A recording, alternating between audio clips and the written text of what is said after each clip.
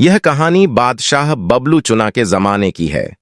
एक बार एक व्यापारी अपना काम खत्म करके घर पहुंचा तो देखता है कि उसकी पूरी तिजोरी खाली है।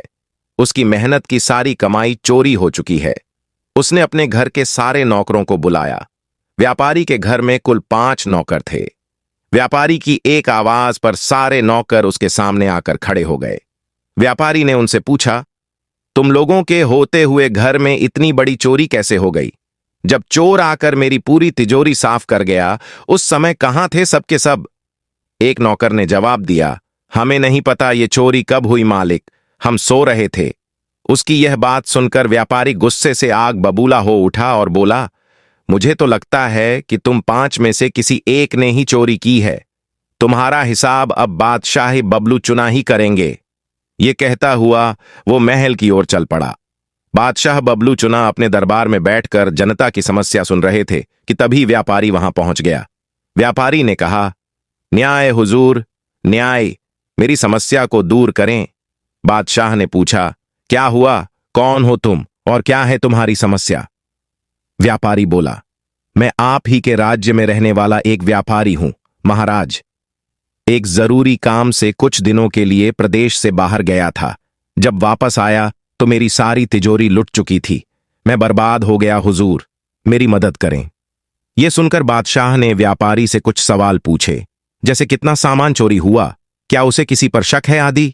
सवालों के जवाब मिलने के बाद बबलू चुना ने व्यापारी का मामला टिंटा खपची को सौंप दिया और कहा कि असली चोर को पकड़ने में टिंटा खपची उसकी मदद करेंगे। अगले दिन टिंटा खपची व्यापारी के घर पहुंचे।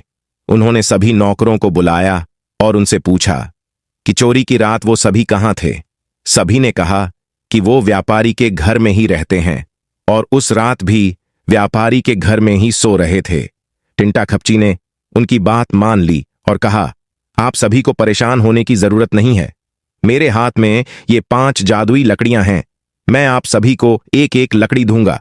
जो भी चोर होगा उसकी लकड़ी आज रात 2 इंच लंबी हो जाएगी और चोर पकड़ा जाएगा।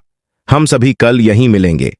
ये कह टिंटा खपची ने सबसे हाथ में एक एक लकड़ी पकड़ाई और वहां से चले गए। दिन ढल गया। अगले दिन टिंटा खपची फिर से व्यापारी के घर पहुंचे और उन्होंने सभी नौकरों को अपनी अपनी लकड़ी के साथ बुलाया। जब टिंटा खपची ने सबकी लकड़ी देखी तो उन्होंने देखा कि एक नौकर की लकड़ी 2 इंच छोटी है। टिंटा खपची ने तुरंत सिपाहियों को उस नौकर को पकड़ने का आदेश दिया। व्यापारी इस पूरी घटना को समझ नहीं पाया और असमंजस से टिंटा खपची की तरफ देखने लगा। टिंटा खपची ने व्यापारी को समझाया कि कोई लकड़ी जादुई नहीं थी, लेकिन चोर को इस बात का डर था कि उसकी लकड़ी 2 इंच बड़ी हो जाएगी और इस डर से उसने अपनी लकड़ी को 2 इंच काट दिया।